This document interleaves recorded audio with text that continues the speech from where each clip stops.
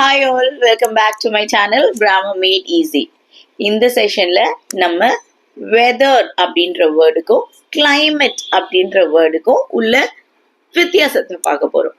இப்போ இன்னைக்கு நம்மளுடைய நிலவரத்தை எடுத்துக்கிட்டா today's climate is simply superb அப்படின்னு சொன்னோம்னா இந்த இடத்துல நான் ஒரு தப்பு பண்றேன்.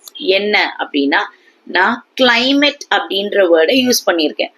இந்த இடத்துல climate அப்படின்ற வேர்டை யூஸ் பண்ணக்கூடாது. ஏன்னா இது இன்னைக்கு நடந்த ஒரு சேஞ்ச். கொஞ்ச நேரத்துக்கு முன்னாடி வெயில் காஞ்சது, அப்புறமா மழை பெய்ய ஆரம்பிச்சிருக்கு. ஸோ இது டே டு டே சேஞ்சஸ் அப்படின்னு வரும்போது day to day atmospheric conditions இதை நம்ம சொல்லும் போது நம்ம வெதர் அப்படின்ற வேர்டை தான் யூஸ் பண்ணணும். இதுவே லாங் டேர்ம் வெதர் கண்டிஷன் அப்படின்னு யூஸ் பண்ணும்போது அந்த இடத்துல climate அப்படின்ற வேர்டை யூஸ் பண்ணணும்.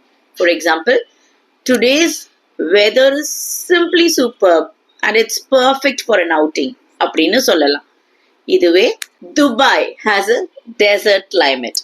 Dubai has a desert climate.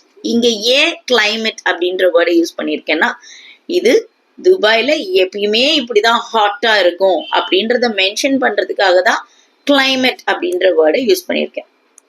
புரிஞ்சிருக்கும்னு நினைக்கிறேன். ஃபாலோ பண்ணிடலாமா? தேங்க்யூ.